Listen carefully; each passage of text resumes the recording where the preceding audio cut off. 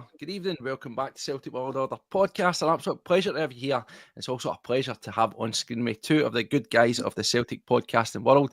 Up top is a very burnt looking Paul D. I think that sun's got to you, mate. You've been fried like a vampire. Yep. And down below, it's a familiar face. Friend of the show, of Boy Say Boss fame. It is the wise man of Celtic podcasting, all the way from Canada. Thanks for joining us. It's Liam Greenlaw, the punk duck warlord. Guys, how are you? We're clocking into our trebles oncoming. Can you feel it? More history be making. The sun, fortunately for you, Paul, is not said to be shining on Hampden on Saturday. How you doing anyway, guys? Good. Can't complain. Since the last time I've been on, we've obviously the presentation day and a few other things have happened. I've not been on for a wee while, so it's great to get back on. There's been much to discuss, lots of potential activity and comings and goings, a lot of rumour mill stuff, and a small matter of a cup final on Saturday. Yeah, and yourself, Liam, as I say, it's been a while since we spoke, but I get to see your good-looking face every other week on elsewhere. So how you keep, mate? It's a good to have you on here. You is G'd up at this point now for the cup final. Aye, yeah. I mean, the only bad thing is the club I watch it in Vancouver. We don't have it this weekend. No. So the guy that does all that stuff's in Scotland right there, and it's just all his old geriatrics there that can't figure out how to get all the system working. It's like NASA trying to get a game in this place. And luckily we have one guy that's like some scientist, but he's in Glasgow right now. So yeah, I'll be watching it in the house. And I was, it's the end of the season. It's bittersweet. Don't know what I'm going to do, but I know I'm going to enjoy the game this weekend. Just rinse as much enjoyment out of it as I can. That's it. We're going to look forward to it, as we say. And guess what? It never gets tedious. I'm not bored there. I don't know if you guys, I'm certainly not getting bored of rocking up to another cup final, looking to make more history. And as our manager previously said, he always wins things in his second season. BrendanRodgers, did he not say that he always wins trebles in his second season at Celtic? Is that not the way it is? Is that what's going to be happening? Surely it's got to be. But yeah, bright and breezy. We're just going to go a wee whistle stop tour through for last weekend up to this weekend. We're not going to blow out the pre-show stuff because we'll be back tomorrow, and of course Liam will be back with Phil on the bus. So we don't want to go too deep into that. There's a place for that. There's other stuff to talk about, and let's get in about it. As we say, we bit of the rumour mill. So let's just start straight at the top. Let's get right in there, isn't it? Because the big talk is always when we get to the summer, isn't it, guys? It's will we, won't we? Do Celtic sell a big asset before somebody comes in? So on and so forth. And I'm not going to lie to you guys, this one for me, what just caught me a wee bit off guard. And it's this chart, reports out of Italy, and the term was concrete efforts, concrete approaches have been made by Atalanta. I wish they would just sort of piss off because was this not the script with Matt O'Reilly? But apparently it's Arne Engles this time. There you go. And yes, concrete is the word that they're using. And is it kind of funny that as we go towards the season's not even over and we've got a massive game at the weekend, a treble to take care of. I wouldn't say it's disruption. It's coming early, right? But it begs the question, will Celtic stick or twist for these kind of things? Is it too early to be having a conversation about Arne Engles, a record signing, potentially moving on? Liam, I've not really spoke to yourself much about likes of Engles, but about Ida. These are guys that were brought in for big money, guys that sort of split the opinions. Where are you with Arne Engles, mate? Because this one really caught me off my guard. I thought we were the only ones that rated him, It's nice to see it's getting rated with a team like that. They obviously seen something when we played against them. I mean, it just comes down to our structure right now. I really wish we'd have seen more of Sean McArdle in that position. Yes. Other than the wee cameo he got. Because at that point, then you could see, all right, if there's something for this boy coming up into the future, and as we all know around the world, like 17, 18-year-olds coming in to play football and who's other age. You've seen it happening in Spain and Germany and that way. Young guys, if you're good enough, you're old enough mentality. That would be interesting to see if he could walk into that position. Yeah. And if that was the case, then, yeah, I'm quite fine with Luke McCowan in that position because I thought Luke McCowan, I think he over-delivered And I think if you look at it in the other way, Arne Engles under-delivered. So for me, if they were to do that, and this was part of, if you get really good money for him, I do it, because I don't think that golfing class is there right now that suits his price tag. And I would rather us sell somebody like Arne Engles than Maeda or something. You know, keep on your prize assets. And then he was bought with the future in mind to build as a sellable asset. All right, if that happens, like a Frimpong or something like that, where we sell them before we think they're ready, but we get really good money, I take it.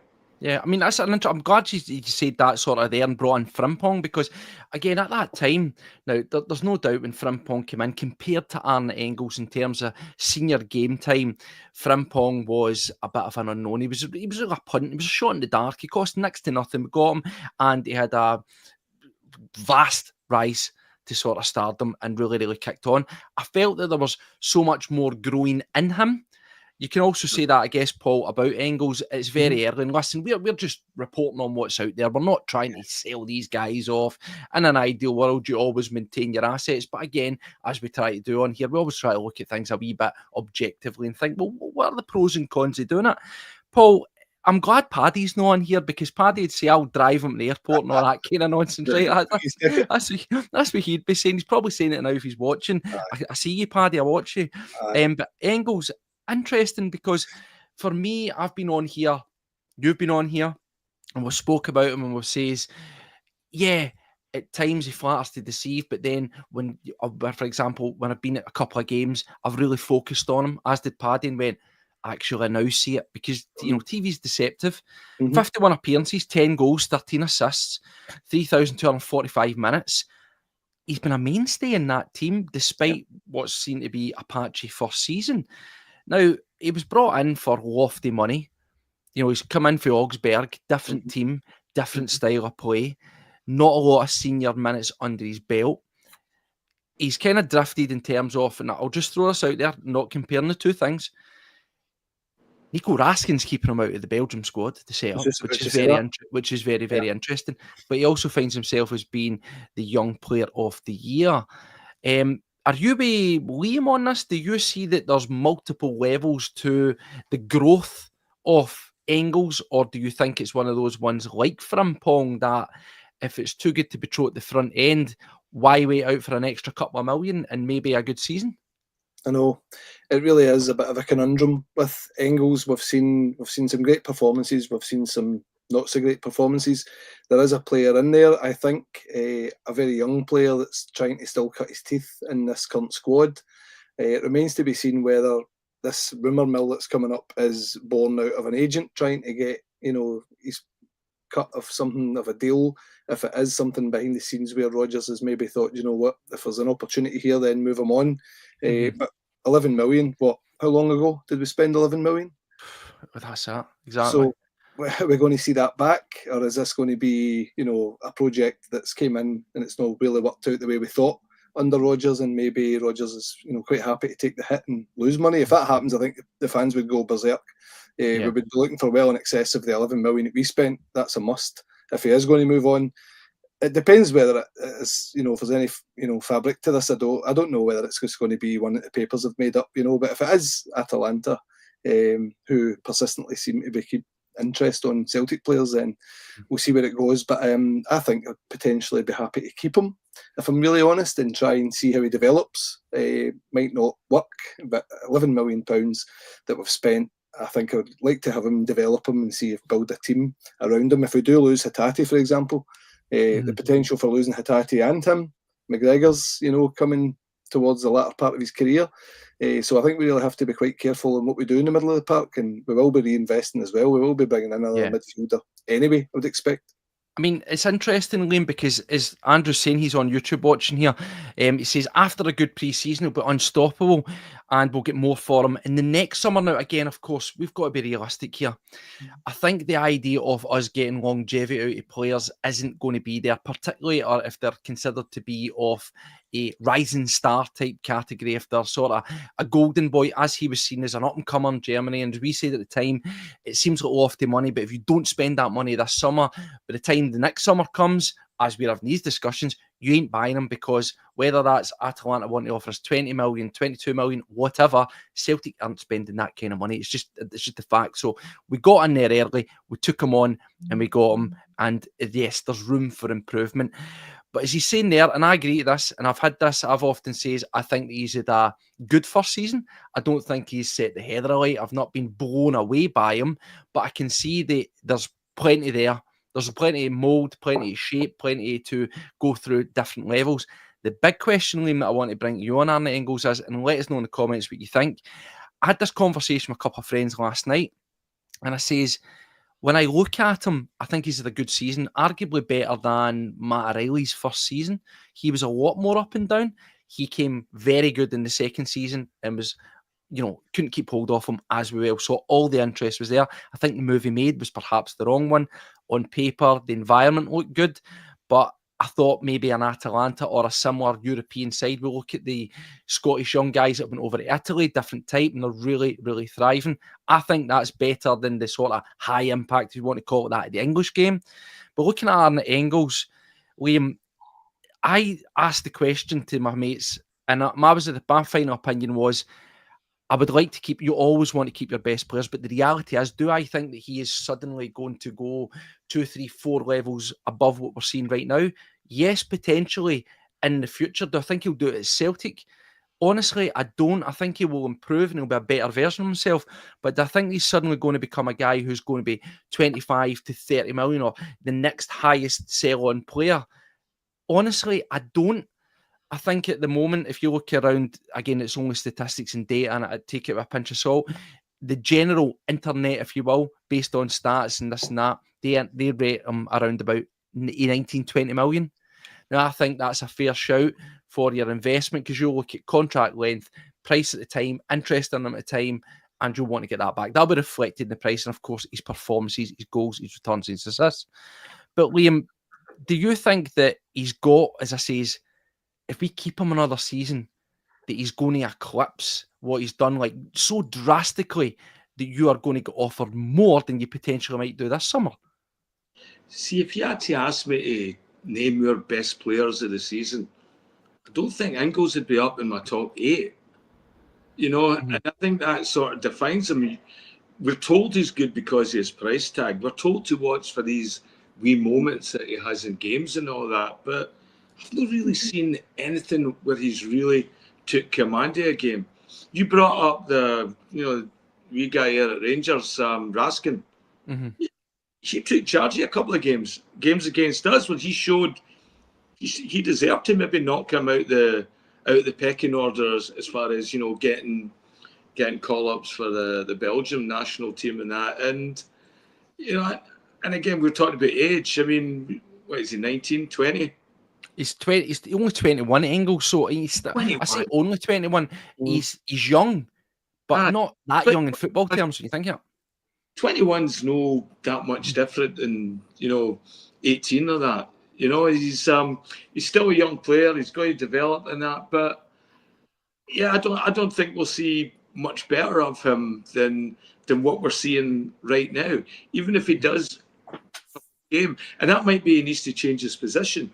Yeah, we really thought that when we bought him and we were making the investment, it was to fill in Callum's position, because Callum McGregor's looked out of sorts a couple of times this season, where he's not been able to get that midfield engine going, getting the gears going and clicking, because when he's off, we're all off, and we've seen that in other games, like St Johnstone that. But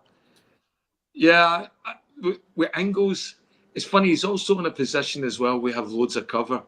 Luke McCowan came in and scored 7 goals for open play this year. That's pretty good return for £1 million investment. And I still think Paulo Bernardo, I don't think we have a definitive answer who's a better player.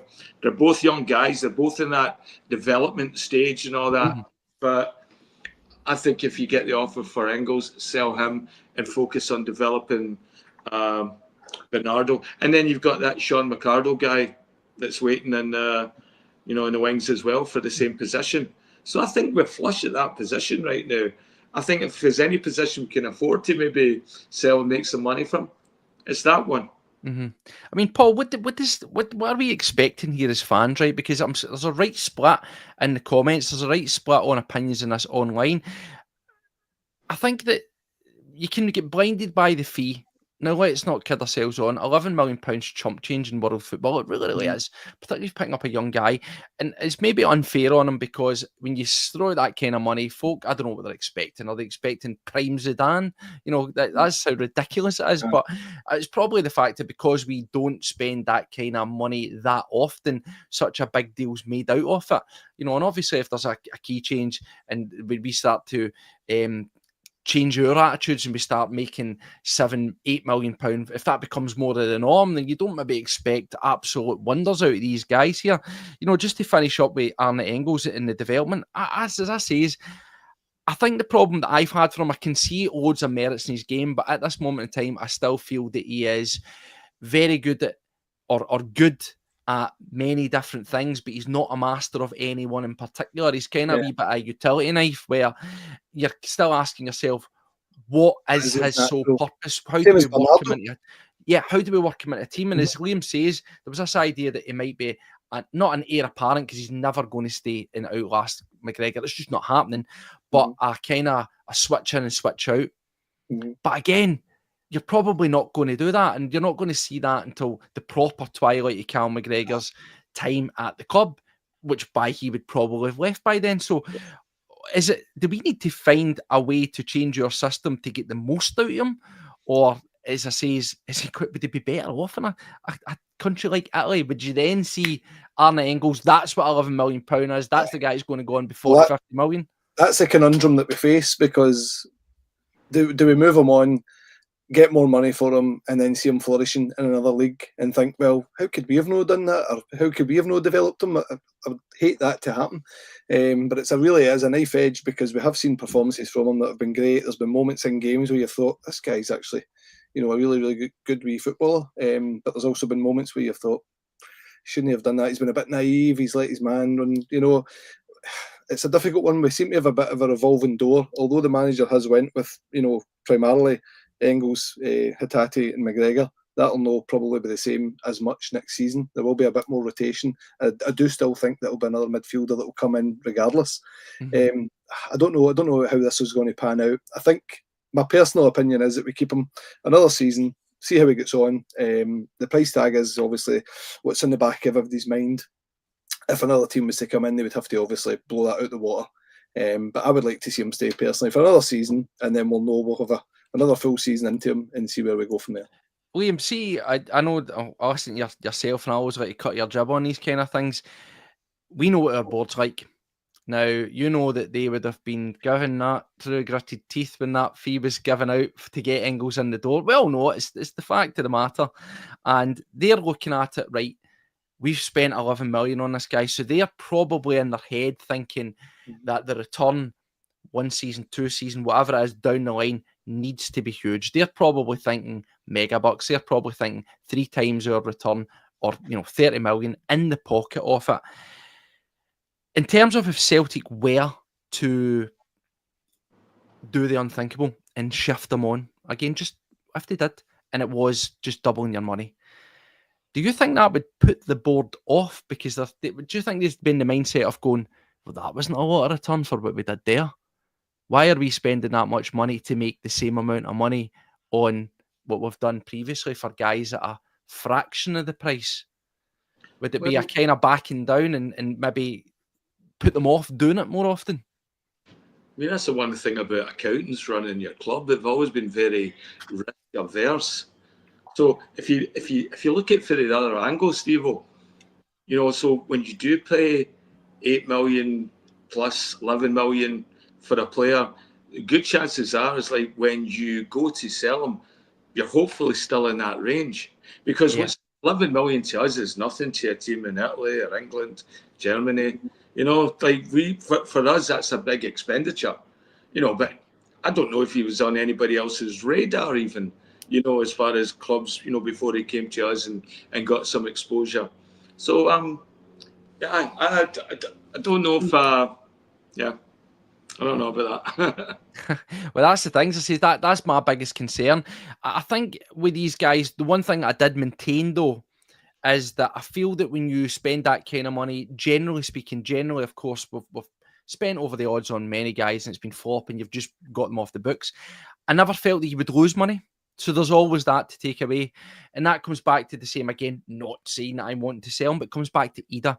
Ida's starting to show a wee bit more. He's got a decent goal return, 20 goals, as I said. If you said 20 goals from one of your strikers, you would consider that to be good. Only again, once you add the 9 million part on, when folk go, oh, that's not enough. I'm expecting double that. I'm expecting prime, bloody well, Thierry Henry numbers here, which is not going to happen. But I always said that you'll never lose money on these guys. You look at an Adam Ida, that goal return is more than healthy for mid-table English teams, even top bracket championship teams. They've got guys that are strikers that are scoring 7 goals a season. They're playing every single week and they're loving them. So I think that there's a certain value there to be had to keep hold of these guys. But no, interesting to see how this one pans out. And as you say, though, we've got a lot of talent. We've got a lot of overflow in the midfield. Obviously, the Rio Hatate situation with the injury, that's a fluid situation that could change because he always looked at the guy who was going to go. But on the balance of this, even though I've criticised Paddy's favourite player at times, I like what I see in Engles and I see the development. But again, as much as I criticise Hatate, I would rather he stayed, if that makes sense. That's a conundrum. That's what I'm saying. Yeah. We've got a complete conundrum in the middle of the park because and then people are throwing out Lennon Miller, focusing that. But then you mentioned McArdle, and he looks like a very good player. But it's like, for all we know, McArdle could be not far off or on par with Lennon Miller. But how do we get to see it? Because we don't play these guys. Motherwell can play these guys. We're going out and spending £11 million for Arne Engles, who won't be far off in ages with McArdle. And again, I'm not saying he is, but for all we know, he could be every bit as good. But we're just not going to get the chance to see it. Yeah. That's the conundrum we've got. That is a conundrum. That was a good word. But in terms of guys that, might be leaving, I think your pal, it'd be remiss of me not to bring up when he comes on, mate, because the manager spoke out your favourite player in all the world. It's Greg Taylor. And we saw after the weekend's action, he done the social media, the loved it thing. Now, the manager get pressed on it again. And I just feel that, I know this would disappoint you, Liam. Is this going to be the new merry-go-round of the summer? Are we really going to be sitting on tenterhooks on whether Taylor's going to be staying or going? Because the manager's went round and he says, I've spoke to him at great detail. He knows where I'm at. The door's not shut. The door's 100% not shut. I want to have him around. I see the merits of having him and Tierney in different games, different styles, blah, blah, blah. And one thing he said is, it's not all financial. Everything needs to be right for him, though, because it's his last contract. Now, see if somebody says it's your last contract. To me, that does sound like it is financial, whereas people were saying it's about he doesn't want to play second fiddle. I know what you're going to say, but where are you at, Liam? Do you really care now? Honestly, he's a drama vampire. I don't know, just the amount of drama that surrounds that boy. Here we've got a guy that's no sound of contact, and we've been talking about that on podcasts for 3-4 months now. Is he going to sign? Is he not going to sign? Let's bring his baby onto the park. Hope he's got a babysitter this weekend, because that's 2 home games in a row. His wife works Saturdays. What's going on?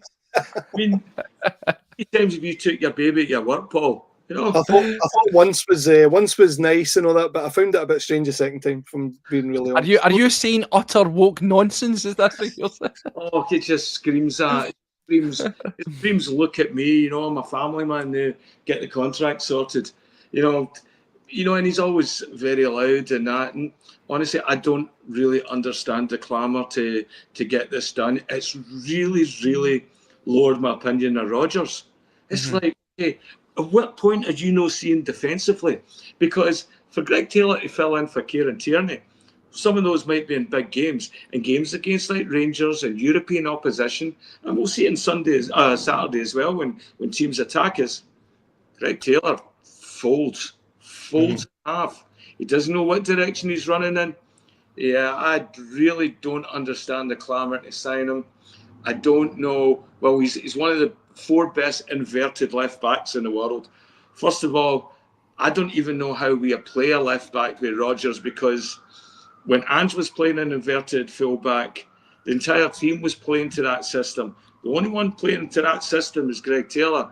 And when Ange did that team, when it was going to the inverted fullback, that ball was going forward. It was not getting pumped backwards repetitively, because we could hear Ange. He was going absolutely nuts on the sidelines when that was happening.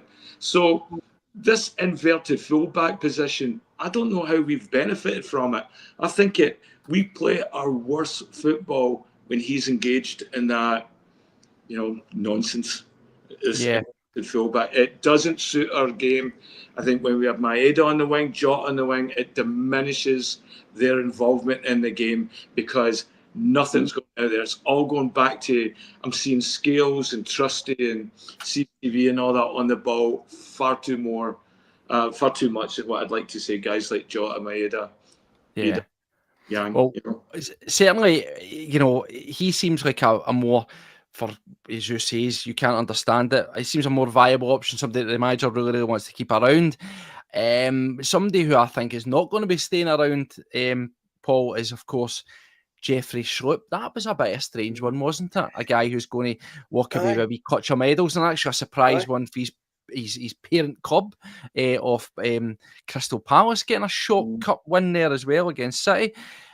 Schloop did it just become a bit of a payday? And see, when it comes to the weekend's action, is he a guy who's going to make the pitch?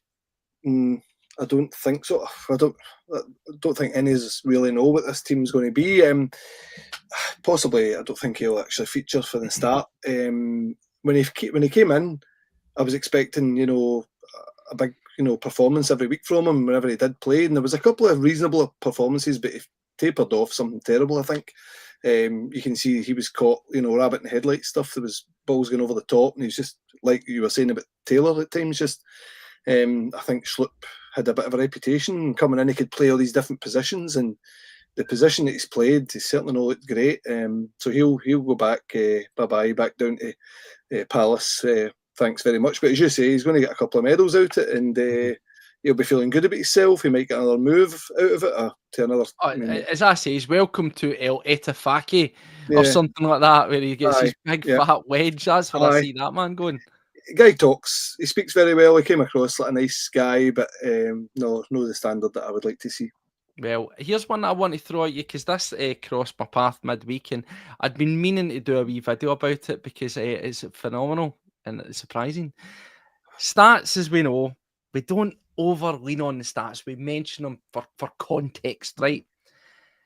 But speaking of left-sided Celtic defenders, it turns out that apparently that Liam Scales is the top performing of any position player in the Scottish Premier League, with an average rating of 7.48. And there's some lovely Liam Scales action there. And then as we look at what has been given as being the Premier League best performing team for each position, you can see Scales, Carter Vickers, Schmeichel, McGregor, Dyson Maeda, and Nicholas Kuhn. Liam, I just want to throw that one at you, because we've had our chats over the years about Liam Scales, the best performing player in the Scottish Premier League. Stats obviously don't know that Dyson Maeda exists, do they? Obviously don't. I mean, that just shows you what stats get you. That's the fear sometimes, when you see players like Nuroki and all that not getting played, or, a player comes in and all of a sudden they look amazing, but they've not been getting any game time of that because maybe their stats, the data does not support that. It just shows you, like you can take data and all that, but it's not going to show you the intangibles of a player. It'd be easier just to look at lines of data and identify players, but that doesn't tell you if they've got heart. It doesn't tell you what their desire to win is like, what their mentality is like, about football, about teamwork, about following instructions, and about, just performing and entertaining for the fans as well. Yeah, this is a problem. Football's becoming too. I thought out of our defenders, I mean, CCV is probably much better, you know, than him as a defender, I think, as far as stats goes. But yeah, I guess it's all the wee short passes and all that, where we've got more possession than anybody in the league, and so a lot of his stats are going to be padded, you know, especially with the amount of pass backs he gets, you know. Yep.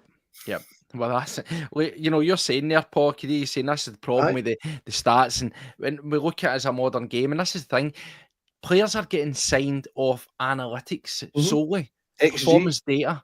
You know, we hear about how the performance data is going to turn a hammer-thrown Derek McInnes team into a worldie team next season at Hearts because I've got this, what's the name of it? Something data analysis behind them.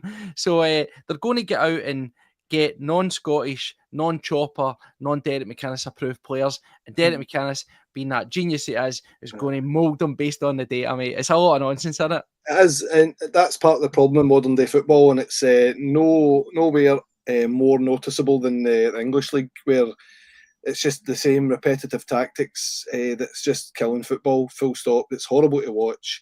It's all data driven. It's all over tactics. There's just no go out and play football anymore, and that's what people want to see. That's what fans want to see. They want to see people getting them off their seat, but it's all this, you know, keep possession and keep tight and shape. You hear Celtic players on interviews talking about working on shape, and I've watched some of the other podcasts. Reassessing the point of attack when they refreshing the attack, breaking the lines. I love that as well, and that's, you know, it's something you hear Rodgers saying it all the time. Knits the game. I heard one the other week. He was talking about Callum McGregor knitting the game together. I love that. I thought about knitting jumpers and stuff, and it is true. And McGregor does do that very well, but it's just how football's evolving and changing. It doesn't always get people off their seat and produce good, you know, attacking football. But, you know, we're saying that, but we've been very, very consistent, and we're on the verge of another fantastic season. So it's a fine line. It's a tedious fine line to be going when you're winning success. But I want to bring us up for a plunge because I like this, and it's taking us down a wee rabbit hole and a wee tangent, a wee sidewinder, but that's fine. We like that. We like that conversation. And Liam, it's true, there's a lot of sort of fat to be trimmed. You know, we're talking about as a key asset going to go, but when you think back to the summer, one of the main things that we did and done very, very well was bringing in surprise amounts of money for fringe players, guys who weren't going to get a look in. Now, of course, there was obviously the big sale of Matt Riley, but it certainly didn't fund everything else. We still came out with a wee bit of a profit. But when you look at some of the garbage that we were able to fire away, you know, with like the likes of we've obviously seen as well, Alessandro Bernabé, you know, what's his face as well, the young midfielder, that was out on loan a few various things. Totally goes over the top of my head, unfortunately, at this moment in time. But Boston Lau, there it is. Oh, yes. I was thinking, I was going to say Pedro Lau. I wish we could get him off the books, but there you go. But the amount of fat trimming that we've done and brought in good money for it, there's a positive here. And he says, we need a clear out. The Baniac, undoubtedly, be saying this. I don't necessarily agree with Alston. I do still, maybe I've got a soft spot for him, it's unlike me, but I do like him. But Welsh out on loan seems to be doing okay-ish. Nawrocki, there's a question to be had there because 3 games, 3 very good performances, still can't get my head around it. I think he needs to be looked at. Lagerbielke out on loan, doing well. I believe that Twente want to keep him around. Holmes, a strange one. He's been given it the big, I can see myself coming back and doing something. Kwon, the lesser seen. Palma, it's not happening for him at Olympiacos. He's coming back. Yang, I think there's promise there. That's a mixed bag of names there, but do you think we're going to make any profit out of these guys? You know, it depends.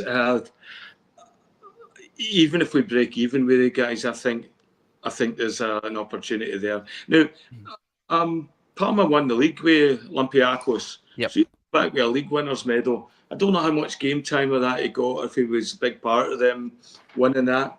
Don't know. Odin Holm, haven't heard much of him about and tearing up the MLS for that matter. But I don't really watch it. I think the board did amazing last year getting rid of the players. You know, where they fell down was getting the players in.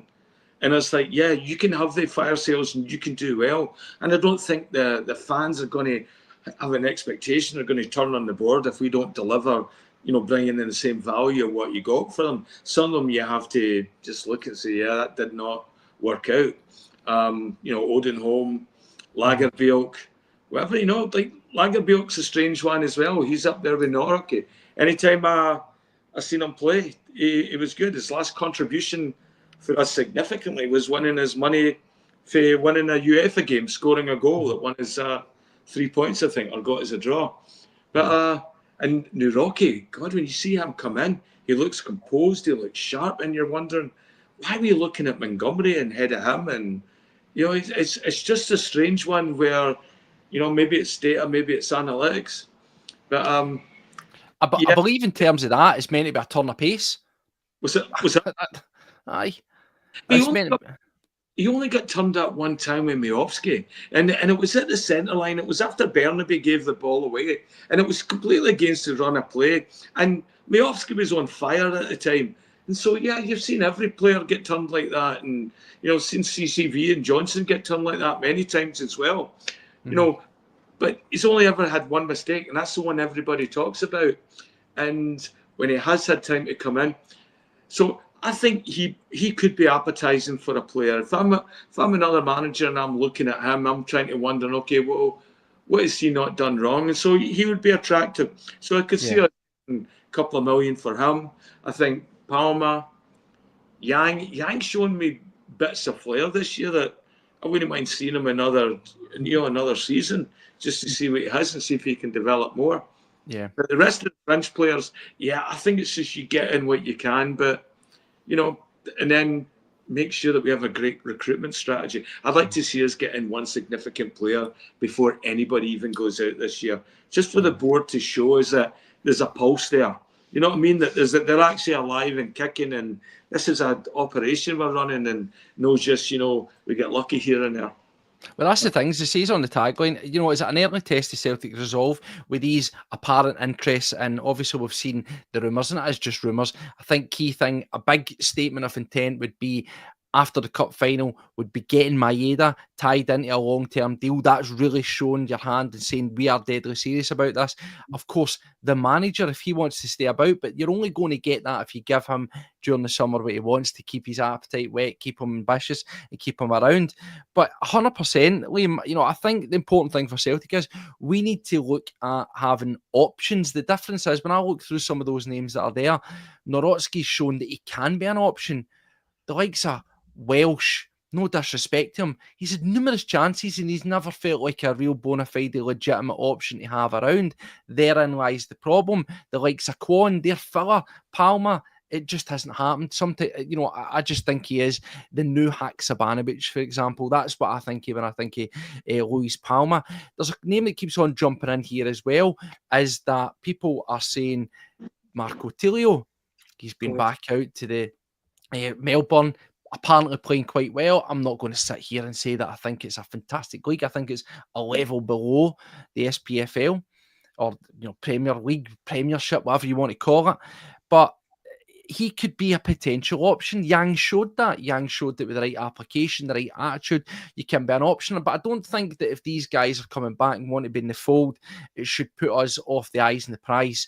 Names like Balakwisha keep coming up, and again, that's guys that are talking maybe £6-7+ million for. You've got to show ambition, as you say, get someone in early, bring in a signing off note first, because it shows a statement of intent, and I think that would encourage players to want to stay. It would also encourage players to want to sign up and join, because typically, as I've done before, keep saying it, the video I've done, Smoke and Mirrors, the deception of our transfer window, it's always laced by a big sale. And more often than not, we put ourselves into a position of weakness before we build. We show our hand, we show that level of desperation, and we end up spending over the odds. But see, on this defender thing that we're talking then, Paul, this begs the question looking towards the cup final. It's a conundrum. We've said it a couple of times now. Who plays in beside Carter Vickers? Because clearly we know it's going to be Greg Taylor, we know it's going to be Johnson. Nawrocki's done nothing wrong. I felt at the weekend, him getting dropped for Scales was a harsh one. Yeah. Trusty, I don't trust Trusty, pun fully intended. Where are we at? Yeah, who he'll go with, I think he'll probably go with Scales. Trusty has had elements of his game where you look as if he looks shell-shocked every time he's got a player running at him. I think at the moment we really are in a wee bit, although we've had a great season, there is that wee element of transition where some of these players, the likes of Trusty and the mistakes he's made, you're thinking, what is going on? There's been times where when he first came in, you're thinking this is good, big centre half, can play a bit, can be trusted in there amongst Carter Vickers. One's get left-footed, one's right-footed. This is exactly what we need to get a real structure going into the season. But there's been times terrifying, and then you've had to resort to Scales coming in. So the cup final, I think he'll probably go with Scales, just due to the habit of him coming in with Carter Vickers. And the best player in the Premier League and all that. Yeah, well, that's helped his chances enormously. But I think we do have this wee element. This is a massive summer. This is a massive summer for the club in terms of recruitment.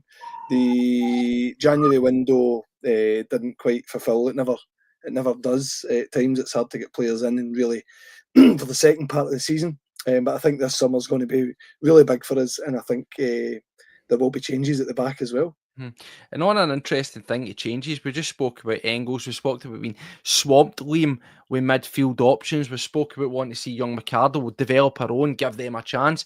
Interesting one that came back up, and I seen that yesterday, was a name that we profiled previously on the podcast a couple of months ago, was Guingamp, League 2 midfielder, French midfielder, quite mature midfielder, defensive midfielder, a unit, a destroyer of worlds, something that Celtic have been looking for. It's Kaledu Sadibbe. Now, that's a name that came up and it was out the blue. To say he's 26-year-old French defensive midfielder, largely played in League 2. He's had some time at Toulouse. He's some League 1 experience, a couple of seasons there. 188 senior appearances. As it stands this season with Guingamp, 37 appearances, 2 goals, 7 assists, 6'5", muscle-bound, big, physical, sprays the ball about.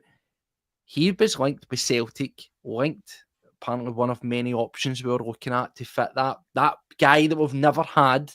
We tried it, many failed attempts. He's told his manager, and his manager has since come out and says he's going to be leaving during the summer. Last 12 months his contract. Is it just coincidence, or is there no smoke without fire? I believe it's circa £2 million. Worth a punt, Liam? Worth a punt, is it? £2 million? Yes. You know what?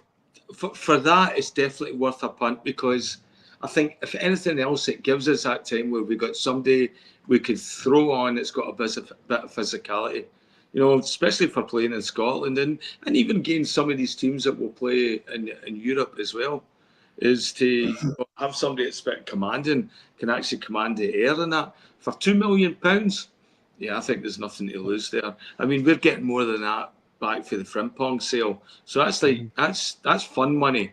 We should be looking to develop those players. I don't mind bringing in a player like that now and again. It's when you spend, like we're spending Trusty, 6.5. Mm-hmm. 6.5 for a guy that got relegated with Sheffield Wednesday, and that was the worst defensive team in the league. I mean, yeah, I want to see us going for players that can come in, have got experience, but experience winning. You want players that come in that are winners. This team can look at it and know what it's like to win things and expect to win things. That's what I want to see when we bring in experienced players. I don't want third string guys not getting a game. Yeah, I mean, see when we got this, it's interesting because we're still to really see, and at least I haven't yet to see the effects of. Remember the football doctor, Mr. Tisdale's coming in. I think he needs to start writing a couple of prescriptions, because I'm not really that sure what he's been doing. We're told he was going to revolutionise what we do for a scouting aspect, excel in all areas of the football and spectrum. And he was, he had an eye for a player and this, that, and the next thing. I don't really know how much these signings have been penned by the hand or recommendations of Tisdale. What do you think we're likely to see? I know we're again going off on a tangent, but that's the fun of these kind of nights, doing these kind of TV chats. What does the summer look like for Celtic? Is it going to be a Eurocentric, English-centric, BrendanRodgers, old contact book patter? Or are we going to cast the net and do something a bit exciting? Because as you said, Trusty on paper looked the part, but he's far to deceive. Well, I don't even know if he looked the part on paper. I'm never excited when we're signing anybody from Norwich or Sheffield Wednesday and all that. I find those teams that are perpetually relegated foster a loser mentality. There's going to be the outliers, of course, but I want boys that are used to winning things. It doesn't matter what league they went in, but I want to see guys that come in that are coming in not because they've failed somewhere else. You know, I want people coming in where they're coming in the high. And that's what I expect this summer. I mean, it will go silly season. If the big Glasgow 49ers and their new, thing happens, but if they do and they come in and they sign a significant player, the pressure is going to be on Celtic just through the press and the fan content and all that sort of stuff that, all right, how are you going to respond? So I would rather they be responding to us and showing that we get nothing rather than us playing silly games and just holding off to see what they're going to do. I think we need to come out and signal intent. And that means, I think, going for players like, guys with experience, guys that we can actually use in the team so that we're not just developing younger players. We've got guys that can come in and fill in for Cal and stuff like that. I mean, you're looking at guys like Greg Taylor is like the most experienced guys in the team, the leaders. I want to come in with somebody. When we get people like, we've done well when we've brought in people like Joe Hart and Kasper Schmeichel. I want to see them bringing in an outfield player that has that sort of gravitas, that sort of pull. Yes. Look at them in the corner and say, oh, wow, he's an international for this country. Thomas Gravison. Yes. He certainly Dora, didn't he, Dora? But no. Can I throw something out there right now? Yes. We're talking all sorts of stuff. Alistair Johnson was left off the Canadian national team for the upcoming tournament in June. And it's a full squad. I think Alphonso Davies is out with an injury, but Jonathan David, all these, Tyan Buchanan, all those players that play in Europe are all part of this squad. And Jesse Marsh's chose to go without him. And I'm wondering, okay, is that because of the injury?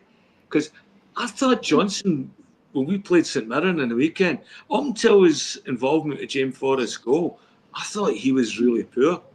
Yes. Really poor. Yeah. He was all over the shop. And Rodgers talks about complacency and all that. And you got to feel bad for Tony Ralston, where Tony Ralston was starting to come into a game and starting to look really good with us and plays that position when he fills in absolutely brilliantly.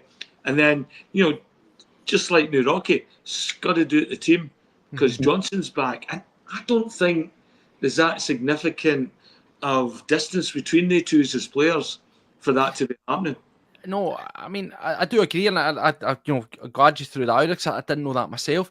Interesting. I mean, if I was to err on the side of caution, I would be of the assumption that it's based around the injury. And I think part of that was, we had that, he was taking the sort of, I believe it was like painkilling injections, they were making that decision of whether to do it. Whether that's going to then lead into something in the summer, a wee bit more serious, like a surgical procedure or something, remains to be seen. I don't think he's been inconsistent enough that he would be deliberately left out, like dropped as in, you're playing crap, you can't play at this tournament. So I think I would imagine that it would maybe be something, a consultation between the player, the club, and asked about the injury and says, where is this guy really at? And maybe I'd hope so. In terms of that, that's interesting because we often talk about players maybe being unsettled and maybe thinking about looking elsewhere if they're getting left out of the squad. He's been a mainstay for Canada, so I don't have any concerns there. And certainly when you hear him and you see him in interviews and the way he talks, he seems like a guy that could be another anomaly. He could be another like Carter Vickers and Russes Maeda guy that you do end up getting people 5+ years out of. People have said about Johnson potentially taking on the captaincy if he stays at Celtic. There's times during the season where people have... I was over in Toronto before Christmas and there was an advert for a game that Canada were playing and it was Johnson that was the centre kind of picture of the players. He's obviously viewed... You'll know better than me, Liam, been over there, but I've not watched many games that he's played, maybe one or two that he's played for Canada, but he's obviously held in high regard by Jesse Marsh ordinarily. Yeah. Well, I mean, there is that, and I'm not taking a stab at Johnson. Like, he played poorly and all that, but I tend to wonder, is Rodgers rushing him back too soon? Because he looked well off it in that game. And you don't really need Johnson at this stage of the season if Ralston's playing good. So or Hatate. And mate, and that comes back to when we look at the weekend. You know, we're sitting here and we're building up. You always want to have your best players on the pitch. Not to be disrespectful to Aberdeen, but aside the early start of the season, you know, when we tore them apart at Hampden in the semi-final, in terms of me, that was the unravelling of their entire season. Mentally, they never recovered from that. Celtic are one big shadow, one big ghost, one big monkey on their back that they just can't shake off. We've seen them, all right, they made their own changes, but with their shadow side, we absolutely, you know, tore them apart, ripped them apart. It was a demolition job. You know, I have no fears for this game here at the weekend, and I expect a return here. And that comes back, Paul. I mean, if you want to have these guys in the pitch, you want to give them their moment and the glory and the sun and all that kind of stuff, but if he is carrying some sort of injury, we don't need to play him, do we? No. We've put players in positions sometimes when they've been kind of carrying a knock or they shouldn't have been put on, like my Hatate point, and look what's happened. I think there is an element of Johnson has been rushed back. In terms of Aberdeen, mentally, they must be, you know, that worrying kind of sleepless nights before playing us, and I hope that's true going into the game on Saturday. At the start of the season, they had the big boy up front. Is it Ngay? He was, you know, playing outstanding. They had a bit of dig about them. I watched them before the game at Hampden. There was a couple of times where you saw them playing teams and they were bullying teams. They were very physical, very physical. The big number 5 got away with absolute murder on a couple of games against us. That's kind of what we need. We need to get a couple of people into our team next season onwards that can do the dirty stuff for me. We're very nice. We're a very nice team to play against. I would like, you know, when there's a wee bit of needle, a wee bit of confrontation, I would like us to have a kind of Scott Brown type, you know, player that can really get in about people's faces. You know, we seem to be very nice and, you know, we've been successful, but I would still like us to add that wee bit of metal. Yeah, and you know, I like that point there that Typhoon's being, you know, obviously a cup final. You want to nail it on, you want to make sure that it's home and dry, but I'm not against making some changes for the start and seeing how it goes. It's not complacency, it's not arrogance, it's just facts of the matter. You know, James Forrest to start. Well, yes, let's just move on. We'll wrap up with a wee bit and bring that around. James Forrest wanted to talk a wee bit about the game. We didn't do the show. Life got in the way after that. I mean, if we're being honest here, guys, it was 94 minutes of nothing and then 30 seconds of goodness. You know, in terms of look at that squad, and is this going to be what we're going to get against Aberdeen? Casper, AJ, CCV, Scales, Taylor, Engles, Cal, Bernardo, Kuhn, Ida, Maeda. What a squad. Top quality squad. Phoning it in, I think it was safe to say, Liam. Just, you know, the occasion, it was more about a trophy left. Don't get hurt ahead of the final. But, other than Forrest's goal, which was poetically the 49th minute of the second half, what a lot of garbage, mate. Oh, that horseshoe appeared again as well, and it was just like limited passes across the back and back and forward with absolutely nothing opening up. And then when you do give passes and stuff like that, a lot of the times they become hospital balls because it's so packed in that sort of thing. And I think we lose a trick when we play Maeda out wide against them. I want to see Maeda starting in the middle, and goes back to this complacency thing again. I think the biggest person that's dealt with complacency this year is Rodgers. Rodgers very complacent to just keep trying the same thing and that, and it lacks imagination. And I think you have to start looking at Celtic objectively when, you know, Kuhn shouldn't be starting. That should be James Forrest. James Forrest, I think any time he's came on, I mean, he tore Shinnie apart the other time there. Shinnie didn't know where he was going. Had to come off, and you know that leaves an imprint in that. And I would like to see James Forrest go at Shinnie again all day at Hampden. I think we made it in the middle of the park. I think that opens them up more as well, where you're dragging their knuckle draggers all over the place. And then I think on the other wing you get Yang a shot as well. So that's not complacency to me. That's meritocracy. I think those players have. You say, oh, we'll see players and see if they can play themselves into the squad. Okay, when you do play and you do show up and you do that and you don't get into the squad, who's complacent? Yeah. I mean, see, looking at that, you obviously threw out some names there, and a lot of people are advocating, to go with the quicker, as we say, is like, I think when we had Jota, I would have instantly went for like a Jota, Maeda through the middle, and then maybe a Kuhn, Forrest, that kind of fast phone. No disrespect to the big man, because we spoke about him briefly there earlier on. He's shown some good signs, but a lot of inconsistency.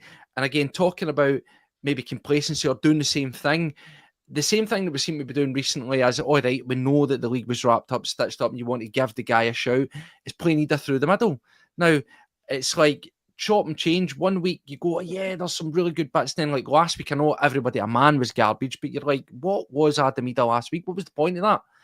And I don't want to see that in a cup final. Not to think that I reckon that he would do that, but I think cup final, the form that Maeda's doing, you play Maeda, you fire him as your main striker, you bench Adamida, and then we've got some good. James Forrest for me is straight in the squad, and then it's a flip a coin.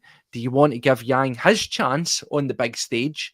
Because I think if you want to start somebody out the blue, Yang deserves it every bit, if not probably more, in my opinion, than Ida does. Yeah, Yang had. There was several times in the game against St Mirren in the past wee while since he's been getting his fleeting appearances where Yang has looked excellent in terms of work rate. The ball has been lost or it's not come off from him, and he's running straight back to try and retrieve the ball again, which speaks volumes for his appetite and his application. I don't think it will be Ida. I think he will go with Maeda through the middle. Maeda at the start of this game, running them, as Liam says, dragging them all over the park with wee Jamesy out wide. For me, that's got to be the start. That would be the most effective. And I think given what's happened with Jamesy the other day, getting his award and everything else, and recognition that he's wholeheartedly deserved as a Celtic legend, I think you bring him into this cup final, the way he's been playing, his appetite, he's there, it's ready to go for him.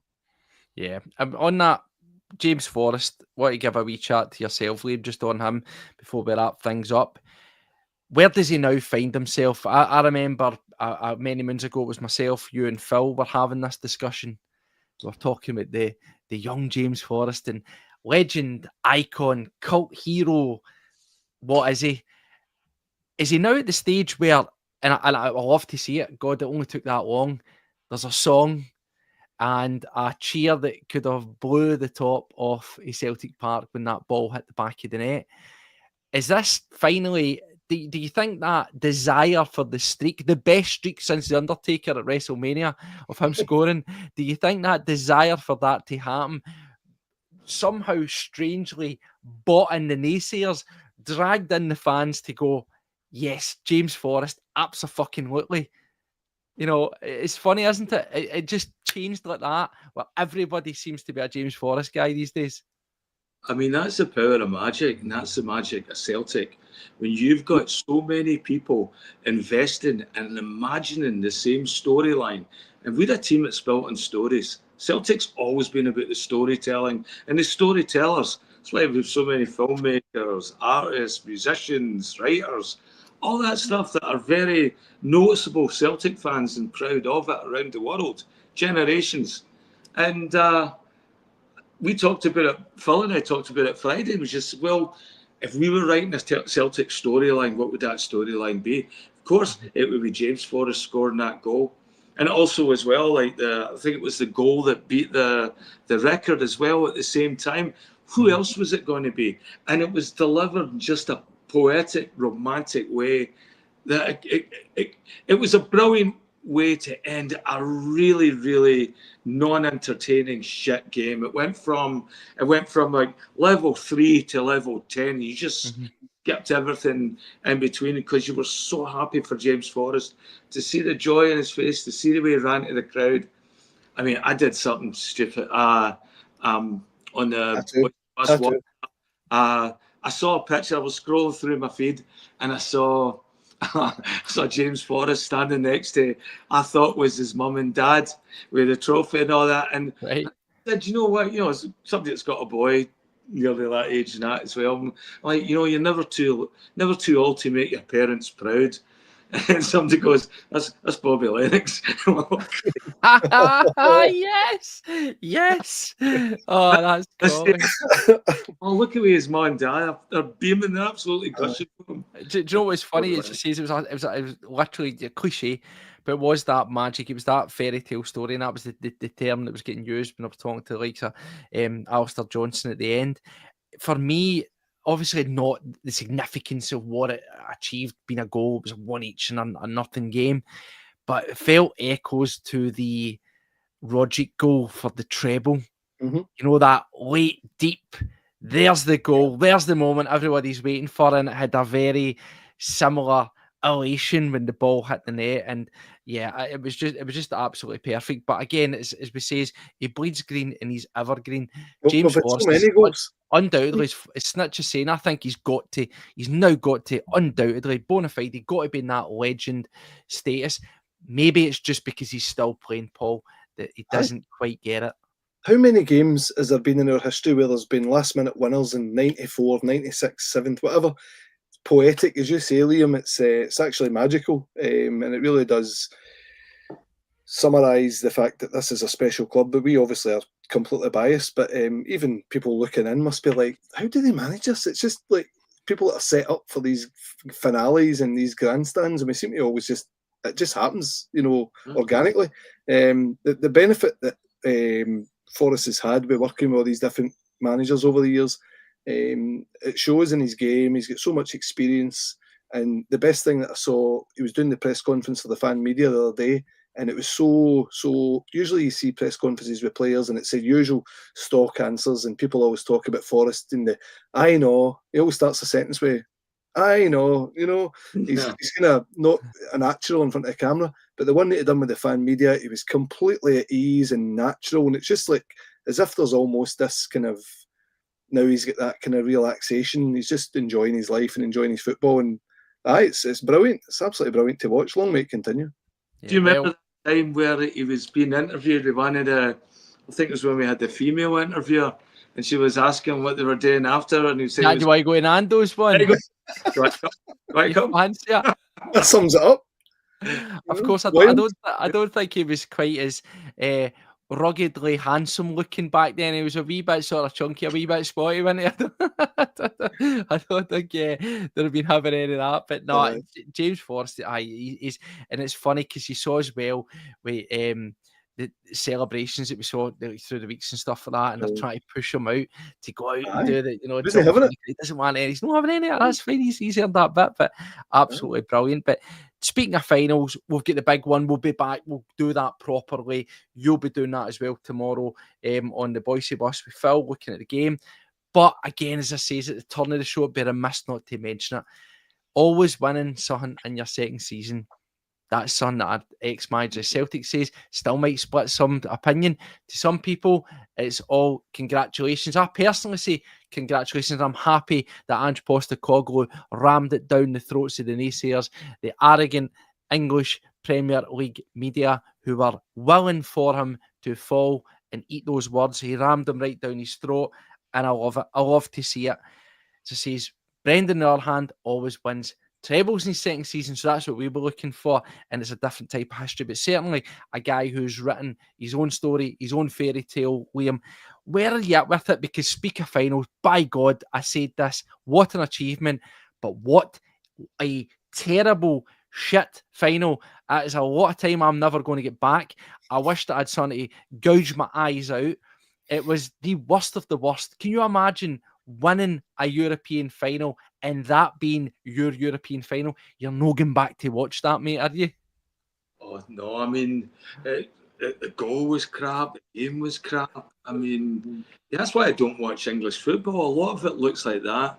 I got roped into the hype a couple of years ago, and it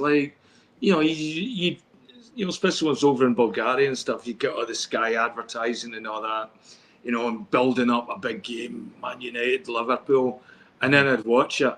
And, I'd be watching it after watching a Scottish game. And I'll watch any Scottish game that's on. And I usually quite enjoy them. And then go and watch an English game. And to me, strip all the market and strip all the hype. The football's it's not as entertaining. No. Although Rodgers is doing his best, I think, to turn us into an EPL side, and I don't think we're as entertaining this year as what we were before. But I'm happy for Ange. I liked Ange. I liked what he was doing with Celtic. I liked the players he brought to us. I hate when anybody leaves. There's always that, a bit of bitterness. Don't know why anybody could leave Celtic. I do it by choice. Nobody even has to pay me. I'll get up at 4 a.m. to watch games and that. You do it because you love it, and so it's always, I'm always surprised when anybody leaves. But I'm glad to see him doing well, and like Fraser Foster was on that park as well, getting him. I know, and I liked it. Did you see Scott Brown's comment on the Instagram post? No. It was a belter. So he's looking a bit dishevelled with the hair and the burnt face, a bit palled as well, showing his medal. And Scott Brown says, Murphy home alone with his medal. It's been brilliant to see Ange getting that. I personally think some of the almost borderline ridicule that he's had to face at the hands of the English media has been completely untoward. A lot of it is, I think, the whole English-Australian kind of rivalry banter, if they call it that. I think he's been the guy that called him a clown in his paper and then turned up at the press conference and expected Ange to just no mention it. So Ange was absolutely brilliant, dealt with that, very astutely, forthright, as you would expect Ange to do, but delighted for him to win that. Part of me now, although he's came out and said that he wants to build a legacy and continue it on, people were talking last night about a mic drop moment. Is he going to just come out and say, do you know what, after what I've been put through?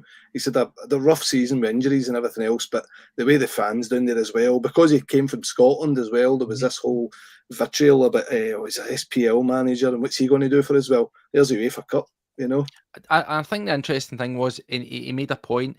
Maybe he's detriment. That's maybe why he's probably going to find himself still potentially out of a job. Where he says, despite the league form, after we went out the Carabao Cup, I decided to focus all my attentions on this. I thought, this is winnable, this is achievable, this is something tangible that we can get.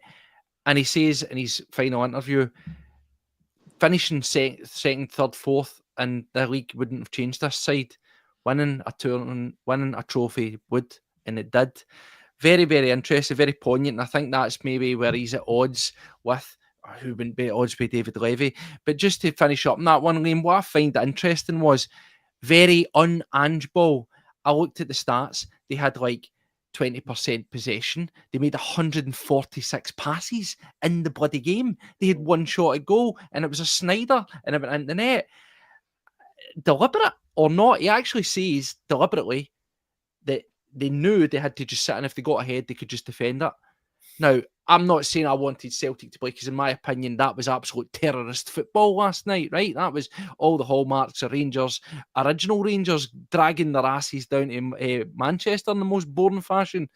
But it kind of smacks a wee bit, doesn't it, when you look at the type of players that Celtic had under Ange.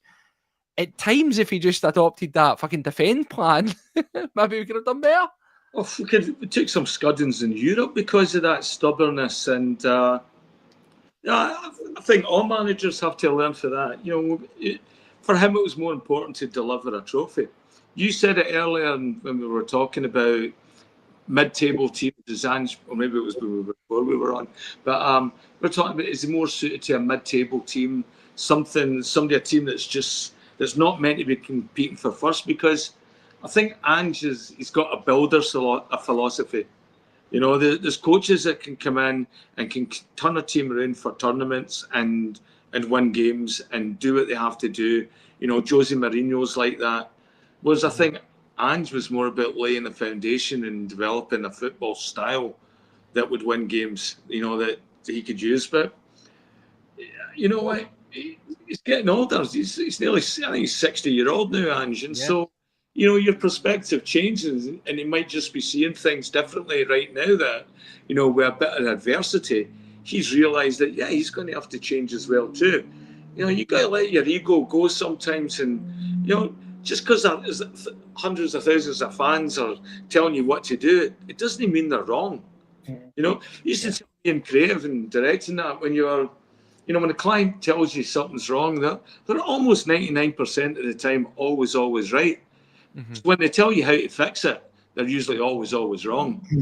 But you have to find that, guys, he had to do something because it wasn't working. Yeah. Well, guys, that's us. We've tipped over an hour. Thank you, everybody, for joining us. I really appreciate you joining in this season. We'll say all the time. If you like what you see, like we hear, get a wee thumbs up. Most important, hit the subscribe. It costs you absolutely nothing.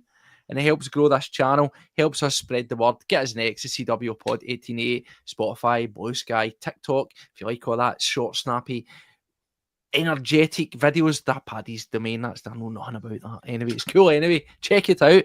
So says, thanks guys for joining us. William, before I go, well done, mate. Well done for starting this podcast this year. And you know, to everybody out there that goes out and does this sort of stuff, you and Paul and Mick and, you know, some of the other guys I've met on this platform as well. I just want to say, well done. It takes a lot of boys to do this and start it up and you know, make the commitment and all that, and doing it just for the love of it. And I love what you're doing with this this platform. Well done. Look forward to seeing you next year as well. No, I appreciate that. Honestly, this has been our first full season, and we say, and you know, we genuinely mean it. We really appreciate everybody that watches us, everybody that's donated to the channel via the members section, people that just tune in to listen to a couple of guys that have nothing other than passion in their hearts. We're no coaches. We don't know. Well, we like to think we know what we're talking about, but you'll tell us when we know we're talking garbage. But it's good fun. First full season under our belt. We're looking forward to next season. We're obviously trying to think of some good things through the summer. So it says, keep yourself subscribed, hit the bell icon, you'll get notified. We've got loads of cool stuff in the works that we want to get working on, and there'll be plenty of content. We'll be looking to get good-looking guys and knowledgeable guys like Liam on. We bit of crossover action. It's all fun and games. So anyway, thanks, mate. I really appreciate your kind words, and to everybody watching. So it says, we'll be back on. We'll do a wee thing for the cup final, and of course, after the event happens, we will watch it. It might be Sunday, I'm not going to lie to you, because I'm away to the game. So depending on how that works, I might just, you know, I might just end up staying out. So there you go. But no, don't hold that against me. Trebles, it's tedious and all that. You've got to enjoy it. Absolutely. You deserve it, mate. Deserve it. Well, anyway, thank you very much. Take care of yourselves. We'll see you later on. And as always, hail, hail. See you later.